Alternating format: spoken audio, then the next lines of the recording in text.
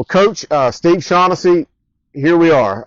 This is the first of hopefully many episodes that I'm going to do over the years. I'm calling it the Carolina Preps Legends interview. And, you know, I was thinking about it. You may not think of yourself as a legend, but I was doing the math of probably thousands and thousands of young men and probably women too that you've coached over the years, that you've mentored in life. There's probably a lot of people that think you're a legend, and I'm just glad that you chose to sit down with me today and kind of talk about your career and maybe come up with some old stories over the course of the day.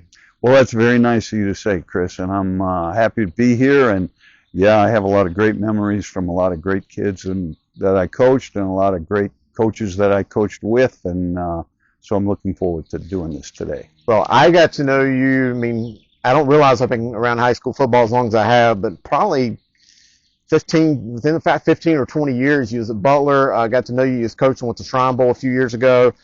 So I've kind of caught the back half of your career, and I was amazed when I was talking to you and learning some of the beginnings of how you got in the game and some of the schools that you had coached at, and it was just amazing. So just going to kind of start from the beginning. You grew up in St. Paul, Minnesota, went to West St. Paul High School, graduated way back in, I think, 1968. What was it like in your childhood? America was a little bit different back then. You know, probably people weren't afraid to have their doors open at night and windows open, and, you know, probably a lot of playing out in the streets. No smartphones for sure. Yeah, it was quite a bit different. You know, we, as neighborhood kids, we all got together and played football, baseball, whatever the sport was. Every day after school, there was a game, and, you know, you were with your brothers and your close friends, and you played football and baseball and hockey in the winter. You know, you waited for the ponds to freeze and played ice hockey. I was fortunate, very fortunate in the area I grew up in. Yeah, and then I went to Sibley High School and played sports there. It was called West St. Paul High School. And our big rival was South St. Paul High School. And while I was in high school, they had a couple of great players. We actually, when I was a sophomore there was a senior at South St. Paul High School named Jim Carter that wound up being the starting middle linebacker for the Green Bay Packers. Wow. And then in my class, who was a sophomore and a senior the same year I was, there was a guy named Jim LeClaire that is in the College Football Hall of Fame. He went to the University of North Dakota, wound up being a starting linebacker for the Cincinnati Bengals for about 12 years. So we had some great competition and big rivalries, and it was a lot of fun growing up in those days. Who, as a child, and maybe before you started coaching, maybe it was before you started playing organized sports, football, baseball, etc., whether it was a coach, maybe a father or a brother, who was probably that early influence on you that kind of motivated you to get into athletics and kind of follow the path you did? Well, you know, when I grew up in Minnesota, this might be hard to believe, but back in 1960 and 61, University of Minnesota was the national champion in 1960. They beat UCLA in the Rose Bowl in 1961. They had a great team. That was what really probably got my interest going. I was in the 5th and 6th grades. They had a quarterback named Sandy Stevens, who was the first black quarterback to win the national championship. They also had Bobby Bell, Carl Eller. I mean, they had a great team. Murray Warmath was their coach. Murray Warmath had coached at Army with Red Blake, and he and Vince Lombardi were assistant coaches to Red Blake. Wow.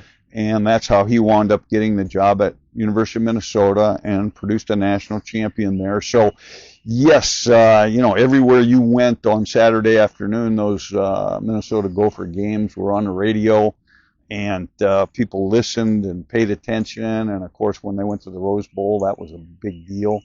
And, you know, so that got me interested in football. And, of course, my brother played football, and you know, I always had an interest in athletics. Okay. Well, you graduated at West St. Paul, 68. Ultimately, you end up at Northern Michigan, but I believe you went through a junior college first. I did. Interesting thing. In 1968, we had a spring banquet and the speaker at our banquet was a guy that his name was Herb Brooks, and he was the speaker at our banquet. His claim to fame at the time was he was the last player cut from the 1960 Olympic hockey team, Oh, wow. which won the gold medal in Squaw Valley. But then in 1980, he was the coach of the Miracle on Yes, Ice he was. team, That's and right. he was the speaker at our senior banquet. And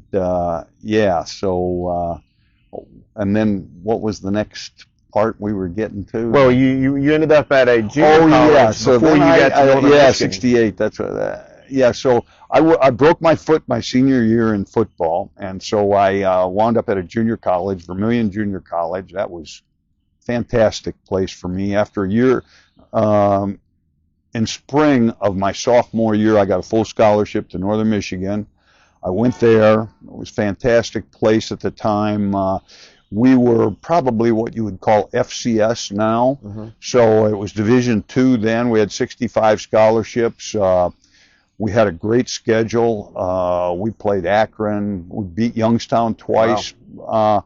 The 2 years I was there, we beat Central Michigan twice.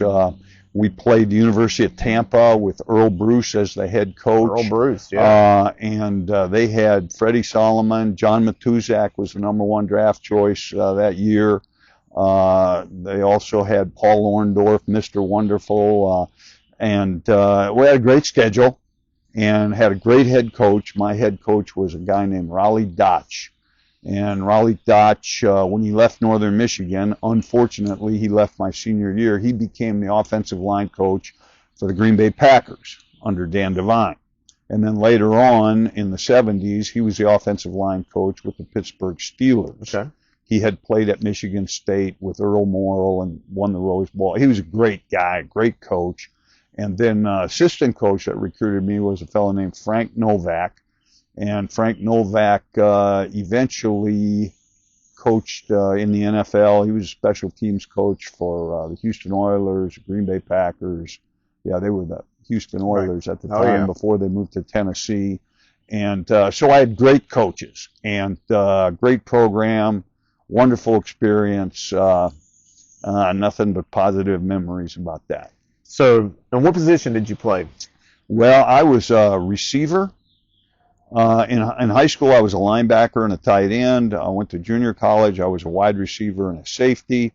And then at Northern Michigan, I played safety my junior year, and then I was wide receiver my senior year. So, I played both, and I loved both positions, and I was fortunate, like in junior college, that I got to play both ways. And I was very fortunate from a coaching standpoint that my junior year I played defense, and my senior year I played offense. So, you formulate a lot of things in your mind. Mm-hmm. I can remember thinking in college, if I'm ever a coach, I'm going to throw the ball on first down. Because, you wait until 3rd down and 8 to throw it, your chances go down. Yeah. And so that, you form opinions on what you're going to do. Absolutely. So upon graduation, you didn't leave the game. Obviously, you played at Northern Michigan, and I guess coaching was in your blood, and I guess you just had that itch to stay in the game of football and went right into the coaching side. Is that how it went? Yeah, no, I'm going to tell you. At Northern Michigan, probably they didn't have the strictest admission standards for the football team, so I'd say 80% of our team was PE majors. And at that time, in 1972, the teaching profession was full. There were not high school teaching jobs available, especially in physical education. So, a lot of the guys that were our coaches were probably in their 40s and 50s and had been in teaching for a while and coaching for a while and still had some years to go. So there were not many PE jobs. So I stayed to work on my master's degree at Northern Michigan, and they always kept and then I was a wide receiver coach. And there weren't a lot of wide receivers. You only had one wide out, so it wasn't a huge responsibility. But, so I coached the receivers, and then I ran the scout team and that type of thing my first year out of college. And then my next year, the second year out of college, I got a teaching job at Pulaski High School right outside of Green Bay. So I I taught for a year and coached for a year there. I was the freshman football and baseball coach. Okay. And Well, ultimately, over the next few years, you end up at the University of Virginia. You become you get up to a defensive role, a defensive coordinator role, and by the 1978-79 season, you're at Catawba College here in North Carolina as a defensive coordinator, and ultimately become the head coach at Catawba College. correct. Yes. So the fella that recruited me, Frank Novak, who really changed my life and I admire a great deal, he recruited me from Vermilion to Northern Michigan, and was a guy that was always in my corner as far as a player goes and in my coaching career. And so Frank wound up, he went to East Carolina as an assistant coach with Sonny Randall. And when Sonny Randall got the head job at the University of Virginia, because they had great success at East Carolina, and Sonny had gone to the University of Virginia, Frank was an assistant coach, and he called me and asked me would I like to be a graduate assistant. And of course, that was an opportunity that I jumped at because I really did want to get into college coaching. And so I went down to Charlottesville as a graduate assistant. I spent a year there as a graduate assistant. We had a place called University Heights where all of the players lived, and we had some great players there too. And then the next year I was the running back coach. And so did a good job, got promoted to a full-time coach at University of Virginia. At Virginia, we had Dick Ambrose, who was starting middle linebacker for Cleveland for a number of years. We had a kid named Tom Glassick that got drafted by Denver, played there. We had a great quarterback, Scott Gardner. He never played in the NFL. But we had a kid named John Coma that wound up playing for the 49ers when they won the Super Bowl. So we had some great kids. And Jim Grobe was a linebacker and wound up being the head coach at Wake Forest. So he had a great run at Wake Forest. Yeah, great. He was one of the best coaches they've ever had. They won the Orange Bowl, I think. Went to the Orange Bowl, and they won the conference championship. That's the only ACC championship they've ever won. They beat Florida State that year 31-0 with one of our players from Butler, Kenny Moore, being the most valuable player of the game. So it's a small world because there's two guys that I coached that wound up with great success. So, yes, then went to the University of Virginia, and we went 1-10. I'll never forget, we played Maryland that last game that I was at Virginia, and they beat us 62-24. They crushed us. Maryland at the time Jerry Claiborne was the head coach. They had a great team. Randy White, he's in the Hall of Fame now. He was a defensive lineman at Maryland, and then they had Bob Avellini, who played quarterback for the Bears, and a guy named Lewis Carter that was a starting tailback in the NFL, and they had a great team at Maryland at the time. And then, I was at Virginia, and then we went 1-10, got fired. And I was still working on my master's degree at Northern Michigan, so I was up there in the summer. And a guy named Gil Canale was the athletic director, but I had gone to Lees-McRae Junior College in the spring for spring ball, and was helping coach there, living in the dorm, not making much money. But Warren Clawwater, who was the head coach at Lees-McRae, gave me an opportunity to at least coach and, eke a living out. And but I was at Northern Michigan in the summer working on my master's degree, and Joe Canale, the athletic director, he saw me. We spoke. I went to their summer clinic and that type of thing. And Michigan Tech had talked to him. They were looking for a defensive coordinator. Well, I was 26 years old, and I was not, really prepared to be a defensive coordinator at the time, but I went up and I interviewed with Jim Kapp, who was the head coach, and he hired me. So there I was in the summer of 1976, and I had to get ready to be the defensive coordinator at Michigan Tech. Yeah, and I was going to ask you, 26 years old, becoming a defensive coordinator there, then ultimately you go to Catawba in Salisbury, also as a DC, and by 30 years old, you're a head coach at the college level. Did you ever see that happening in your bingo card or whatever, looking into your crystal ball? No, I didn't, and so there was in 1980, in June and July, I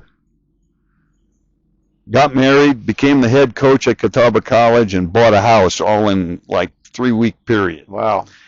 But so when I went to Michigan Tech, I had to. Carl Reese had been our defensive coordinator at the University of Virginia. He was a great defensive coordinator, wound up being defensive coordinator at University of Texas, had a fantastic career. So I had resources that I could go to. Unfortunately, we had run the 4-4 defense at Virginia, and that was what they ran at Michigan Tech, was a 4-4 defense, which now is the 4-2 defense, really.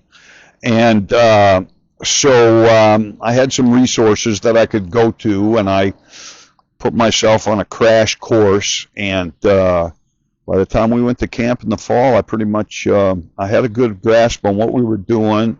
And unbelievably, we started off our first game. We beat Northwood Institute 30-0, so we got a shutout. Second game, we played Grand Valley, and we lost to them 10-8. Grand Valley State was a great program. Great program, yeah.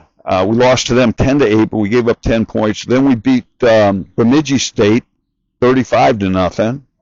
We shut them out. And then we beat Winona State 35-0. So we had 3 shutouts in our first 4 games, gave up 8 points in 4 games. We had a great defense, great bunch of kids, smart kids. It was fantastic. We wound up in the top 10 in the nation at the end of the year. Wow. In scoring defense. And so the next year I was at Michigan Tech. It was a great school, great coaching opportunity. It was Division II. We were in a good conference, Division II, but I was single. I was out in the middle, and Michigan Tech is way up there on the south shore of Lake Superior. The winters are rough. I bet so. Yeah, so when Warren Clowiter got the head job at Catawba College, then we kind of met at the National Coaches Convention in Atlanta, talked about Catawba. I came down and visited in April. Really liked it. Oh, yeah. So I moved there in 78, 79. Was the defensive coordinator there.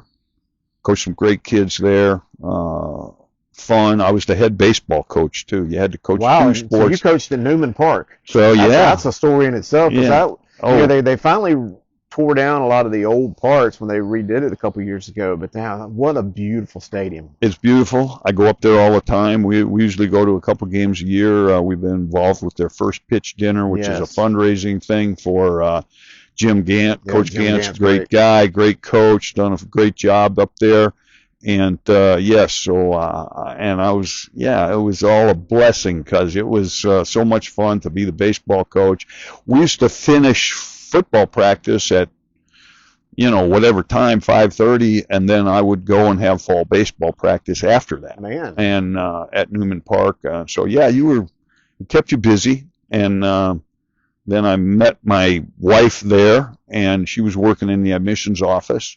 And then in that summer of 1980, then Warren Clowiter, he wanted to get into the administrative side of things. So he became the dean of students, and I became the head football coach. And it was quite interesting because we didn't have a great team come back, and I was like, I'm not really sure, Claw, that I want to be the head coach, but you got thrown into the fire, and we had a great schedule. I mean, it was great. We played when I was there, we played Liberty University. We played, of course, our conference schedule, which was Elon, Gardner-Webb, Lenore-Rhine, Carson Newman, all great schools. And then non-conference, we played Slippery Rock. We played at Slippery Rock. We played at Central Florida. We almost beat Central Florida. Lost to them 14-10. We beat Irk Russell down at Georgia Southern. We played Georgia Southern and beat Irk Russell down there. Delano Little was on the team. Wow. Yeah, and was one of their good players. Was a defensive back on that team, and we beat them 10-7. That's a whole story in itself. So then I was the head coach there for 3 years. So you start getting familiar, I guess, when you're recruiting in North Carolina talent, a lot of the high schools in the North Carolina area. And then ultimately you decide to shift gears and go into the high school coaching ranks, and you end up at Garinger High School in '83. Tell us about that. Yes, so, Catawba, we didn't really have the full boat of scholarships. The second year I was there, we went 5-5, and I was the coach of the year in District 26, which tells you, that the other coaches thought that was a great coaching job. But the next year, I think we went 2-9. We lost 9 games by less than a touchdown. It was an unbelievable season. And, Catawba and I mutually decided to part ways, which was more on their end than my end. And then I applied for some high school jobs around. And really, you were going to make a lot more money being a head high school coach than I was making as the Catawba head coach at the time. And I took the job at Garinger High School. And Dave Harris was a big help with that. Dave Harris, now that guy is a legend. Oh, yeah. And I got the job at Garinger. Now, the thing was, at Garinger, they had lost 29 games in a row. I think they'd lost 3 seasons in a row without winning a game. And then the first year I was there, we went 5-5. And then the next year we 10-3. 10-3. We lost to Greensboro Page in the semifinals of this, and Page won the state championship the next week. Greensboro Page, their quarterback was Todd Ellis. They had Trip Wellborn. They had Michael Brooks, who started as a freshman linebacker up at NC State. I don't know if people remember Trip Wellborn, but he was All-American at Michigan. I definitely do. And, of course, Todd Ellis, he still does the play-by-play for South Carolina. He went down there and had a great career as a quarterback. But we had great players too. I mean, our problem was we got a bunch of injuries. Once we got into the playoffs, we lost both of our starting running backs, and we had Robert Massey, who was on our team and wound up playing 11 years in the NFL, and is currently the head coach at Winston-Salem State. He was also the head coach at Livingstone and Shaw University. Robert was a great player, and he wound up playing tailback for us. But we, it thinned us out, and it came to, I think Page beat us 21-7 down at the stadium with a big crowd at Memorial Stadium. Great game, and so then I had a kid named Dave Puckett that was an outstanding offensive lineman, signed at Clemson. With our interaction with Larry Vanderhayden, was the offensive line coach at Clemson when they won the national championship in '81. So I knew him because he had been the offensive line coach at the University of Virginia when I was there. So small world. Bill DeAndre, who was my assistant coach at Catawba and who had been my roommate the second year, 1975, when I was at the University of Virginia, he was also at Clemson.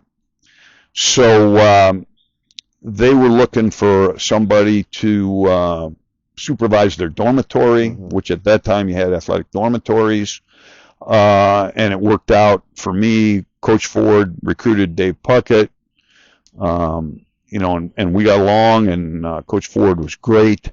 So my wife, who had been in the financial aid office at Catawba, she was able to get a job as a financial aid office at Clemson.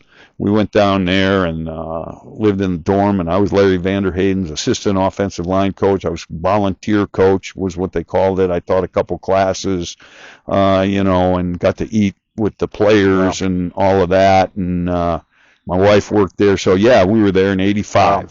85, those were some players I was familiar with from Kannapolis where, I came up. Tracy Johnson, James Lott, those are some great Clemson guys. Tracy Johnson and James Lott. James, I still talk to him. I actually coached his son in the Shrine Bowl in 2008. That's right. Yeah, and James is over at Johnson C. Smith now. Correct. And I see James. And he was great. Yeah, and Tracy Johnson. He was a great player. Wound up playing for the Falcons. He was there.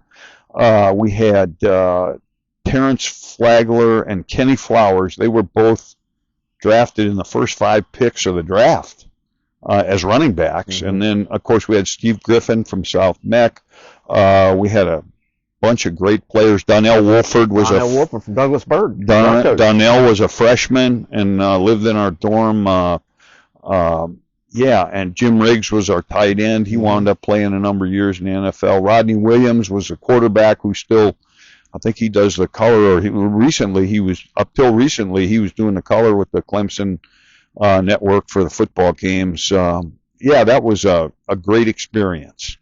And then at Clemson, I decided that I had really enjoyed my time in high school. And so Bill Rogers, who was a friend of mine, was the athletic director at Providence Day at the time. And he contacted me about their head coaching job. And so, yes, I took the head coaching job at Providence Day. I could have stayed at Clemson and chose to stay in college coaching, but I decided at that point in my life that, I was going to go the route of high school coaching, and I came back to Providence Day. We won the state championship in 86, had a real good team in 87.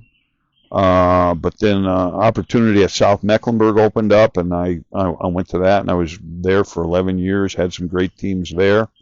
So you're still the all-time winning leader as a coach at South Meck, and I'll let you talk about some of them years, but you cranked off, and I'm looking at them right now. I mean, this is some of the win totals over your career: 9, 11, 8, 8. You had some great teams in those 90s and late 80s. Yes, and that, and it was so much fun. Now, we played, the second year, I think, that I was there, we went 6-4 the first year. And we lost to West Charlotte that year, we lost by a touchdown. I forget exactly what the score was, 21-14 or something. But we had a chance to win the game, did not win it. We wound up 6-4. But West Charlotte wound up in the state championship game. And I believe they may have tied that year for the state championship. They tied and they shared the state championship, or they lost a close game to one of those Fayetteville schools. West Charlotte beat you 14-6. Okay, they lost to Richmond that year, 17-0 in the state championship. Okay, yeah. So Coach Bruce Harden. Yeah, Coach Harden. We had a very good team that year, and then the next year we was Hurricane Hugo. Actually, we started off 8-0. But, I mean, to tell you how balanced the league was back then, we were 7-0 and had won 3 games in overtime. And we played East Mecklenburg that year, and Rudy Abrams was the coach, and they were also 7-0. But, because of Hurricane Hugo, we had missed 3 weeks, and we had to play 2 games a week for 3 weeks in a row. Wow. So you played on Tuesday and then Friday. And so we played East Meck on a Tuesday night when we were 7-0 and they were 7-0. It was big game of the week and all of this, and we beat them, and we beat them pretty good. And then Friday we had to come back and play Garinger, who had a good team. They were 6-3. And anyway, long story short, we were driving in for the winning touchdown. One of my favorite officials gave us a holding call. We got pushed back. We didn't score. And Garinger beat us. And so that made us 8-1. And I think, then Independence beat us. And but they beat us 17-14, I think. And, every game in the conference. Like I said, we were 7-0, but we were going into that with 3 games in overtime. So, Raj Purgason was an offensive lineman for me, great player. We had Todd Phillips, who played at Carolina. Mac White was our quarterback. We had a kid named Tony Harris that was a tailback for us. Great player. We had a guy named Antoine Callaway, was a tight end for us. So we had some good players too. But my point is, the league was so balanced then. You didn't have games where you were going to beat somebody 60-0, like it was, 15 years later. When I was at Butler, sometimes you go in Monday and know that you were going to blow somebody out. And Yeah. It was, so the league was so balanced because there were 10 schools in the league and everybody was competitive. Yes. And everybody was good. And it was just such a golden age for football in this area. The media coverage, the TV coverage. There was always enormous crowds regardless of who you were playing. It just had to be a great time to be in Charlotte for high school football. It was great. You had a lot of great players, and you had a lot of great coaches. You had Bruce Harden, and you had Rudy Abrams, and you had Jim Secord, you had Tommy Knott, you had Rusty Jester, you had Will Campagna, you had Jim Odo. Every school had a good coach, and everybody had, at that time, the assistant coaches were all teachers on the staff Yes. at the school, which is a huge difference Yes. from today because, the coaches interact with the players during the week to help them and be role models and, kind of guide them along, keep them on the right path and that type of thing. And, of course, our education system has changed Sure. a great deal, and that's not the case anymore, and that's not a good thing. But, that was a tremendous time.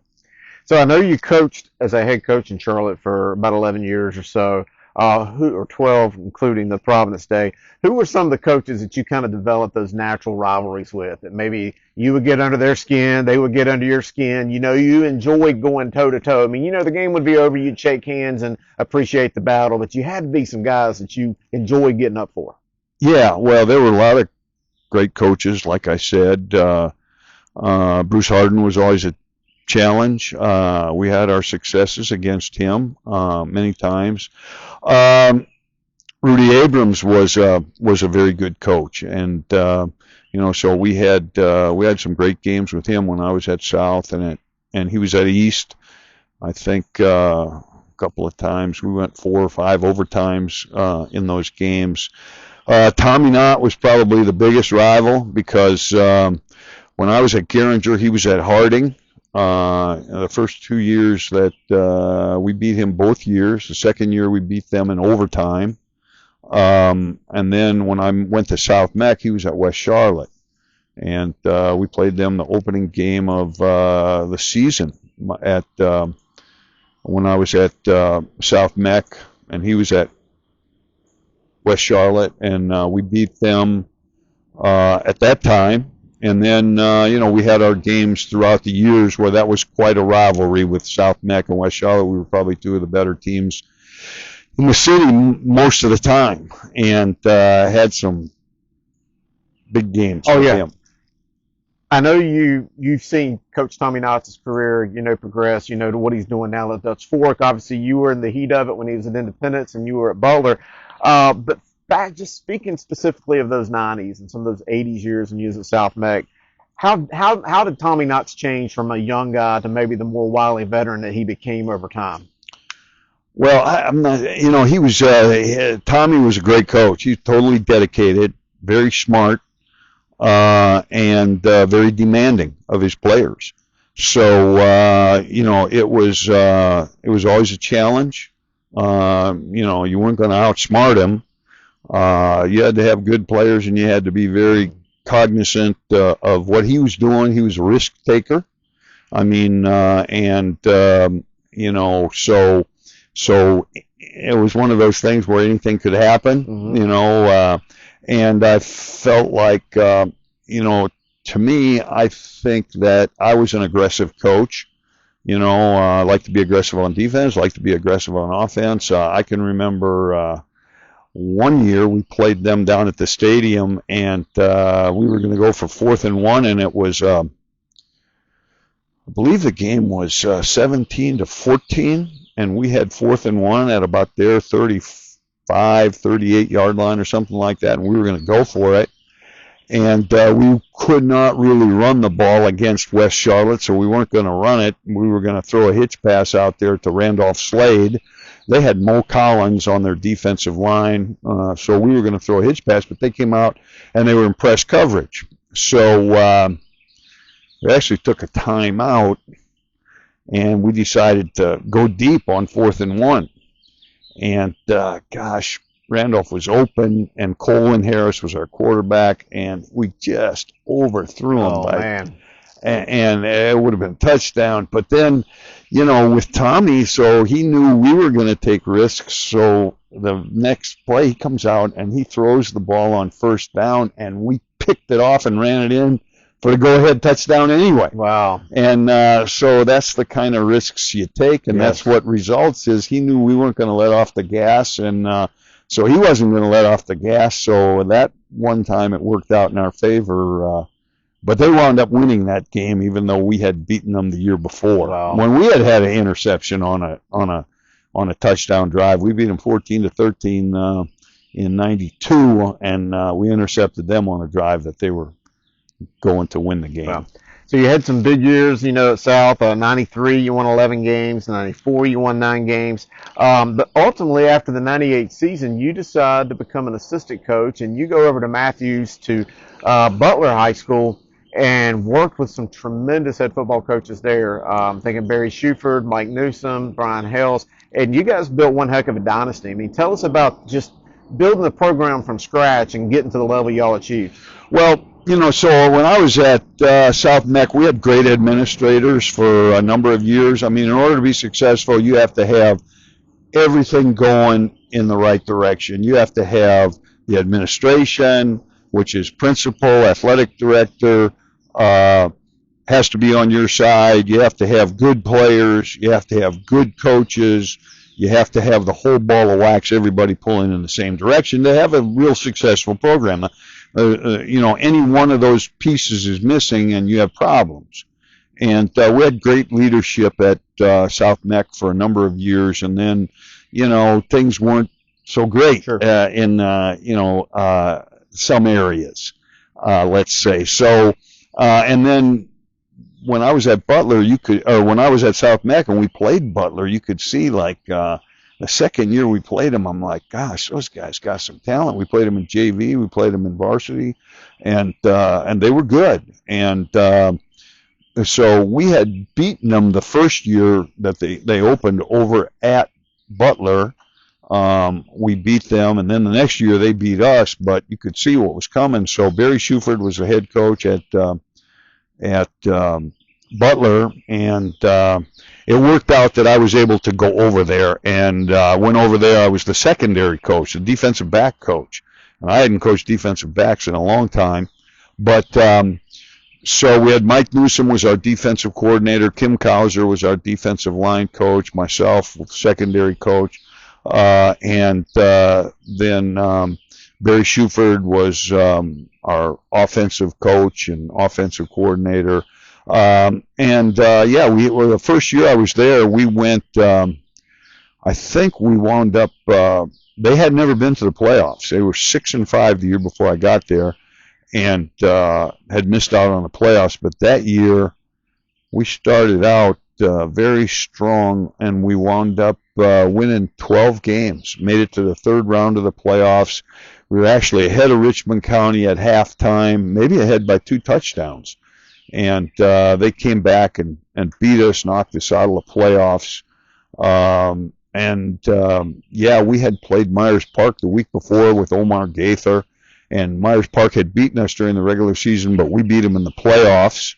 And that was a great team. My secondary was tremendous. We had a kid named Jermaine Fingers that was one corner. safety was Jonathan Sherrill that went to North Carolina Central. Our other safety was Carlos Moore, who had 13 interceptions that year. We had 26 interceptions as secondary, and Sam Griner was our other corner. Sam Griner, who's now the head coach at West Charlotte and has done great, and whom I still stay in touch with and admire. And no, he's doing great things over at West Charlotte, and he did great things at Harding. Absolutely. But you guys progressed, and I would say as the 2000s came along, and in those mid 2000s, you could just feel the boiling, the tension boiling. You were getting better. Independence was in their run. You guys had some tremendous talent come through. You know, you think of the Charest brothers and just Christian LeMay and Riley Ferguson. You just had so many good guys come through that Butler program, and y'all just ultimately went on an incredible run. Right, and like you said, we had some very good teams. I mean, that first year that I'm not sure whether it was 2000 or 2001, Chris Leak was a freshman at Independence, and we beat them in 6 overtimes. We were behind it early in the second half, and Al Means, a kid that went to Furman and played down there, he ran wild. We came back, tied it up, and we went into 6 overtimes, and we wound up beating them Chris Leak's freshman year. And then, so that might have been 2001 or 2002. I don't remember really which year it was, but then they went on a run where they won 103 games in a row. And there were a couple of seasons in there where we went 12-2, and our only 2 losses were to Independence when they won the state championship. So, I mean, we had great teams, but we weren't quite good enough to beat Independence. And then around 2007, when we had a great crew, you know, just in my secondary, I had Spencer Adams, Robert Blanton, and Eddie Whitley. Eddie Whitley played at Virginia Tech. Robert Blanton played at Notre Dame. Spencer Adams played at Clemson, and that was just our secondary. And that year we finally beat them. That's right. We beat them in a close game where we intercepted the ball late in the game, knocked the ball down on 3rd and 8 and 4th and 8. Robert Blanton broke one up. Anthony McGill broke another one up, and we held on to beat them. And then they beat us in the playoffs. And that must have been 2008. 7, 8, yeah. Yeah, and then in 2009 we beat them. Yeah, twice. I remember being in the press box beside you at Memorial Stadium. Oh Lord! And man, that was a rough game for y'all, but I remember that night well. Yeah, 2008 that was, and then in 2009 we did beat them twice, and then in 2010 we beat them twice again. With Tommy coaching at Independence. So finally we got over the hump and beat them. And then 3 out of 4 years, I think our record in those last 4 years at Butler was like 61-2. We lost to Mallard Creek, and we lost to Greensboro Page in the playoffs, and Page won the state championship that year. So you had a chance to work with 2 up-and-coming head coaches who ultimately became, you know, incredible leaders of programs in both Newsom and Brian Hells. What were those 2 men like to work with? They were great. They were great. I think we complemented each other. We were all good friends, and we were all passionate about what we were doing. So we had our moments where we, you know, had heated debates about various things, and but we always pulled together and came back. And geez, I tell you, we used to do a thing called sudden change in practice. And this was during those years we were winning championships. So what would happen is it didn't matter. The head coach would do it. This was when Coach Newsom was there. There would somewhere during practice there would be a whistle, and everybody knew when that whistle blew, it was sudden change. So you had to go from whatever you were doing. It was like a turnover in a game. Okay, so we went out. They put the ball at midfield, and it was 1st and 10, and it was like a turnover after, you know, for both the offense and the defense. What are you going to do after a turnover? So they had 4 downs to get 10 yards, and we had to stop them from getting 10 yards. So it was live. And I'm telling you, it was more competitive than some of the games we had. Wow. It was like unbelievable, how oh my gosh, the hitting and the intensity of the coaches, and then we'd be arguing about, 4th and 1 that offense is gonna go for it, and I'm like, you wouldn't be going for that if it was 4th and 1 in a game. What if you got the ball on the 30-yard line? You're not going. Oh yeah, we're going for it. So it was. Oh yeah, those were some battles. We called it sudden change. Wow. And we did it live and right in the middle of practice. We might do that once a week, but it was awesome. Wow. Wow. Wow. After the 2013 season at Butler, you decided to go to Charlotte Christian, and you worked with Coach Jason Estep, and I think won a few more championships. Right. Well, exactly. Yeah. Well, the thing was, I decided to retire. I decided that run of athletes that we had at Butler, I'm like, you wait your whole career to coach these kind of guys, and it's not really going to get any better than this. And so I'm going to go out on top. So I retired, but Mike Rose and Jason Estep were friends of mine over at Christian. And, they kept, why don't you come over here and help us out? So I wasn't going to teach. I was just going to go over there and coach. And the first year I was just a running back coach. So, yes, I went over there, and as things progressed, I wound up calling a lot of the offensive running plays from the press box. I coached Elijah DeVoe, who was a great player, wound up going to Duke University. He was fantastic. And we had a great group of guys. I mean, we had Jeb Blazevich, who played at Georgia. We had Garrett Bradbury, who's still playing with the he's with New England now, but he played a number of years with the Vikings, was their starting center for 6 years. So we had a great group of linemen. We had a kid named Brian Chafin that went to Stanford, and he was an Under Armour All-American. Jeb was U.S. Army All-American. Bo Hines, who wound up his freshman year being the leading pass receiver at North Carolina State. So yeah, we had some talent. We had Austin Kendall, who wound up going to Oklahoma as a quarterback. He was a sophomore. We went undefeated that year and won the state championship. But so then the next year, I forget, Kevin Donnelly left, and Jason wanted me to be the offensive line coach and offensive coordinator. And, that's a bigger time commitment than I wanted to make. But eventually, I did that. I was the offensive coordinator, and then we went 12-1 and won the state championship that year. Our only loss that season was to Mallard Creek, the opening game of the season. We lost by a touchdown. Now, I forget whether it was 28-21, I think it was. I think it was at that game, yeah. Yeah, and they beat us by a touchdown, and they wound up going undefeated and winning the 4AA state championship. So that was our only loss. And so we had a great team that year. And then the next year, I continued to be the offensive coordinator, offensive line coach. We were 7-4, but, it was just a bigger time commitment than I wanted to be making at that time, and I retired and got out of coaching and enjoyed life, and have been enjoying retirement ever since. So I was going to ask you, as we kind of wind down here, Coach, I know you're doing some substitute teaching. I think you're doing some umpiring. What do you do these days to keep yourself busy and keep yourself occupied? Well, I stay very busy. We travel. Since I've retired, I've been to I've been to South Africa, I've been to Spain, I've been to Italy, all over Florence, Venice, Rome. We travel. My wife likes to travel. We have season tickets to Panther games, season tickets to Knights games. Like you said, I substitute teach at Providence Day, which is great because the kids over there are great.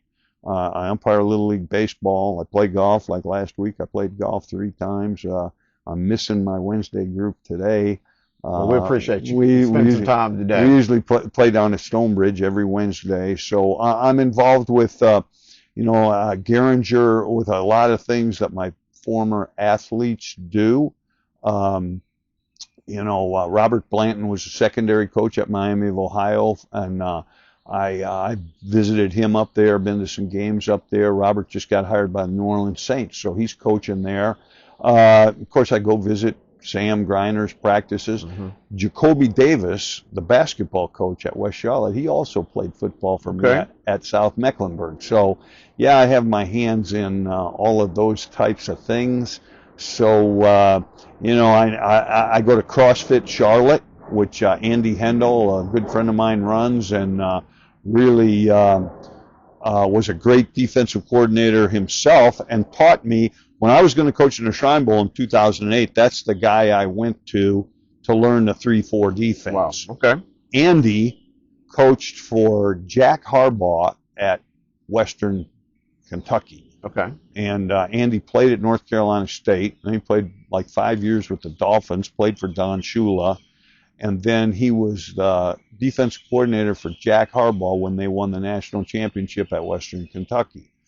And so I learned a great deal from Andy about running the 3-4 defense. And really, after that Shrine Bowl season in 2008, when we ran the 3-4 in the Shrine Bowl, we put that defense in at Butler. Mm-hmm. And what happened was we had two linebackers, Jacob Haynes and Alex Polofsky. Well, we were running a 4-3 defense. They were both middle linebackers. So we had our choice of, well, we can take one of them and put them down at defensive end, or, this or that. So we talked about it, and we decided to go to a 3-4 so we could play them both as inside linebackers. And, gosh, that was fantastic. Wow. Because it allowed us to be more aggressive on defense, and we had a plethora of linebackers because we had Chris Frost, Peter Kalambai, Jacob Haynes, Alex Pulaski, Ozzie Sambo, a kid named Stephen Amwa that played at Lenore-Rhine. I know I'm leaving somebody out, but, oh, man, those linebackers we had were fantastic, and we were good on defense. Yeah. One year we played, I'll never forget, we played Ardrey Kell, and they had a kid named Pickett that wound up with a full ride to the University of Maryland as a tailback, and he had gotten over 300 yards total offense against South Meck the week before we played them. But they didn't get a first down against us. They did not get a first down, and I remember they would go empty, and they'd put Pickett out there, and we had Peter Kalambai.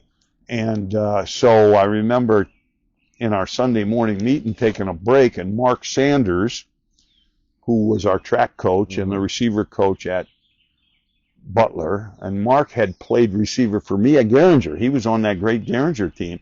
And so we broke, and I was like, I went over to the offensive meeting, and I said, hey, Mark, I said, so when they go empty, I mean, we're thinking about, can we put Kalambai out there to cover Pickett? Is he fast enough to keep up with him if we give him help over the top? And Mark looked at me and said, Coach, he said, Peter beats Pickett in the 100-yard dash in the track meets. Wow. I was like, well, okay, we can do that then. Yeah, so, that was amazing. That's great. That's the kind of guys we had. I mean, a kid like Peter Kalambai, he was 6'3", 230, and he was faster than their tailback. Wow. So that's what makes you have great stories. Couple quick things before we get out of here. What are you most proud of? What's maybe your most proud accomplishment is in your 50 years of coaching? Gee, that's a pretty tough question. I would say that I'm most proud of the relationships that I have with many of my former players. I mean, I stay in touch with a lot of guys. My group from South Meck, I'm having dinner with a bunch of those guys on this coming Monday night. Great. So my group at Garinger, we've organized a golf tournament at Rocky River, which we're having on July 25th, and it's through Greenwood Golf. And so through that golf tournament, I mean, you got Gene Brown, who is in the Hall of Fame at the Citadel. He's involved in that. He was our quarterback. Gerald Mack, who wound up playing several years in the Canadian Football League. He's in the North Carolina Central Hall of Fame. Brian Prince, Jeff Prince, Bert Giles, a bunch of those guys that played. They organized this golf tournament. I'm involved with that. We're anxious to see that. Last year we had 75 players. It was the first year. This year we hope to have over 100. And the proceeds from that is going to go to the Garinger Athletic Department. Great. That's incredible. Yeah. So and then like Sam Griner, stay in touch with him. Jacoby Davis, stay in touch with him. That's the thing I'm most proud of, is the relationship that I have with the players that I coached. There were a lot of big wins and there were a lot of big losses, but I guess the championships, the state championships, beating Irk Russell at Georgia Southern, that's one that's hard to top.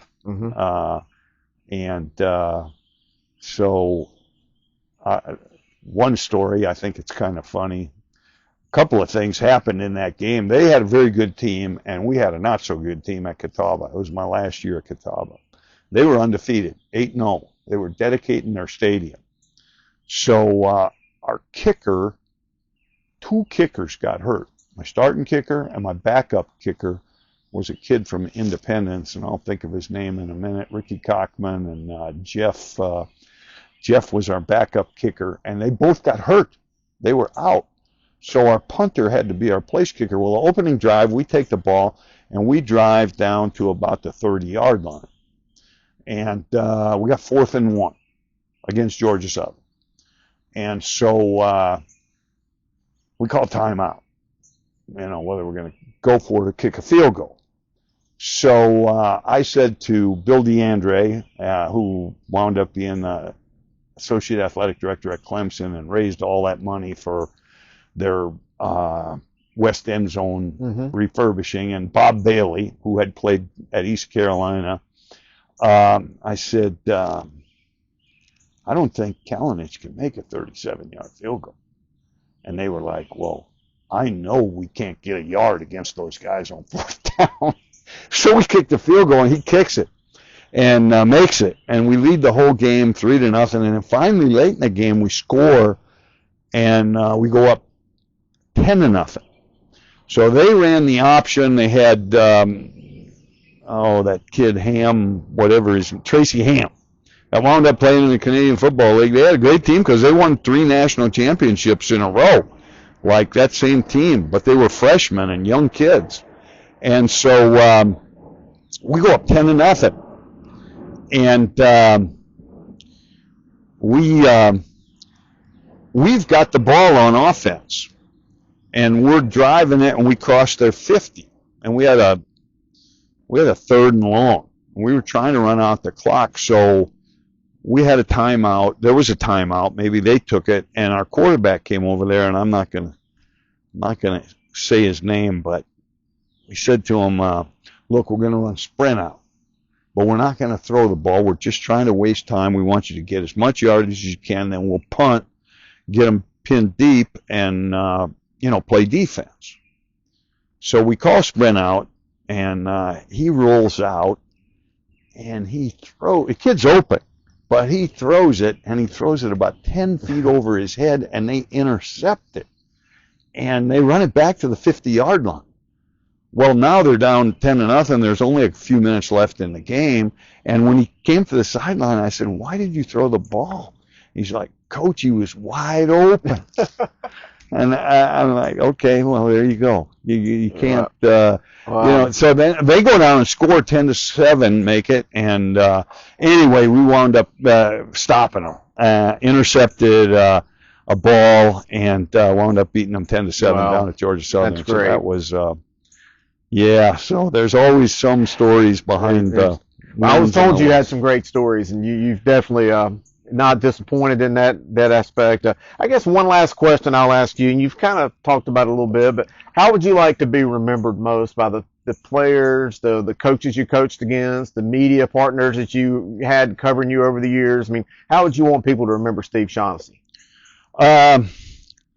I guess I would like them to remember as somebody that was a winner, that had integrity, that treated people fairly, that was committed to what he was doing, and treated people fairly and was honest with them. Yeah. Yeah. Well, and you've always treated me fairly and been a great friend, and always admired your programs and everything you did, and I just appreciate you spending this Wednesday afternoon when you could be playing golf, talking about your career and kind of reminiscing. This has been great. It's been great, Chris. I thought you were going to at one point ask me about some of the great players that had gone through Charlotte. I can. I mean, this is your time. You know, we can talk about because I was anything. thinking, that there's a lot of guys that are out there that, just as an afterthought, some of the guys that not only that I coached, but I coached against. And, the football in Charlotte has been so great. I go back to, there was a kid at South Meck named Roman Pfeiffer that played there. So I'm going to go through a list of guys. Roman Pfeiffer, played at UCLA. He went to a junior college, wound up at UCLA, got drafted by the Rams, and then wound up playing, 13 years in the NFL, but he won 3 Super Bowls with the New England Patriots. And now he's an executive with the Denver Broncos. So, that's one guy that when they start talking about great players from Charlotte, that gets overlooked. And then, of course, you got 3 guys in the NFL right now. You got Garrett Bradbury, who was a good high school player, but now he's going on his 7th year, 6 years with the Vikings, and now 7th year with New England, and he's going to be a starting center for all of those years. Played at NC State, won the Richer Award as the outstanding center in the country. So that's a kid that, a lot of people don't think about when they think about great players that can't come from Charlotte. And then, of course, you got Jari Alexander, who, at one point was the highest paid cornerback in the NFL. And then Omar Gaither, who was a great player at Myers Park. And then there was a time at Independence when you had Hakeem Nicks and Mohamed Massaquoi on the same team.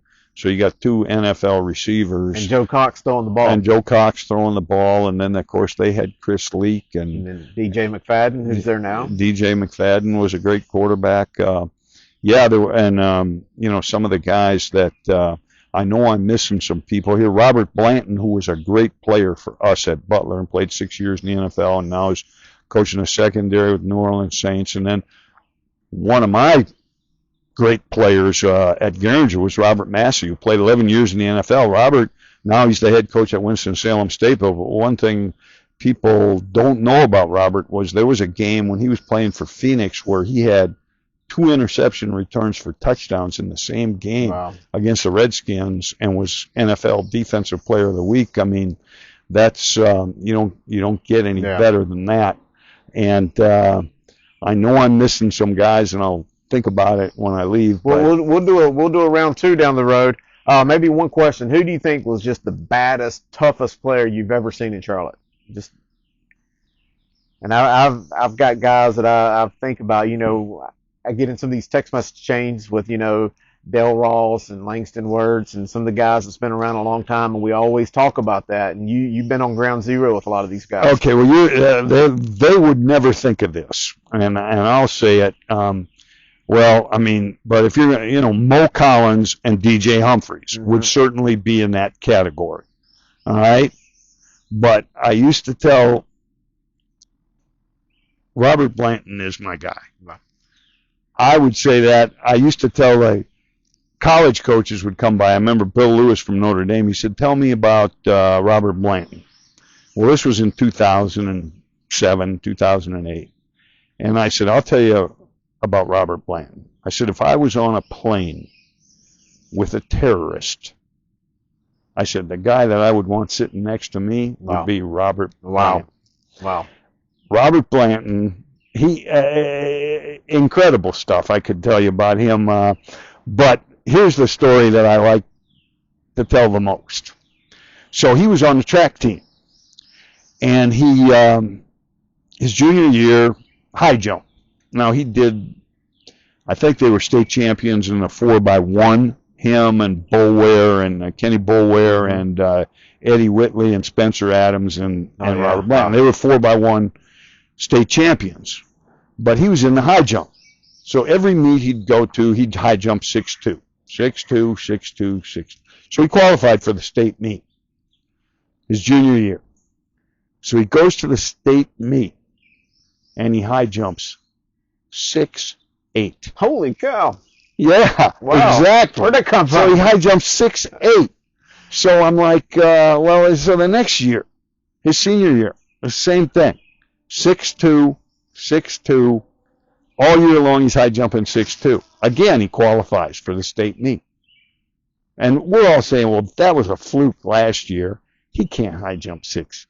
That was a fluke. There's no way. He high jumped 6'8" again his senior year at the state meet. And that's the kind of guy Robert Blanton was, is whatever it takes, that's what he's going to do. And so there's that's the guy I would pick. Yeah. Wow. And they can put up anybody they want to, and I'll argue it. One last story. So I was at Robert's wedding. I actually was the officiant at Robert's wedding, which is quite an honor in itself.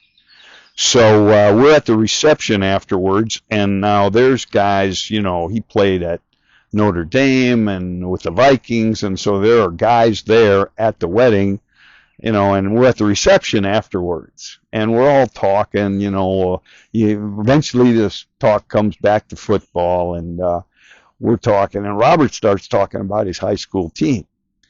And there's a guy there that had played at Furman. I can't remember his name, but he played at Furman, and he was a running back, and he was with the Vikings. And he was in his 6th season with the Vikings. And so Robert's talking about his high school team, and he says, he says, you wouldn't even have started for our high school team. And the guy goes, wait a minute. I played 6 years in the NFL, and you're telling me I wouldn't have started on your high school team? And Robert goes, yeah, that's right. You wouldn't have started for us. And he's probably right. That's funny. That's crazy. But, yeah. That's great. Coach, this has been fun. Well, it's been fun. This has been a lot of fun. You're kind of in the sun now, and I apologize for that. But that's quite all right. Maybe that's a good omen. Well, you missed a day of golf. If you're up for it, I'll take you out for golf one day. We'll do it. We'll do it. All right. Well, awesome. Coach, I appreciate it. Thank you, Chris. Really enjoyed it. Yes, sir. Appreciate it.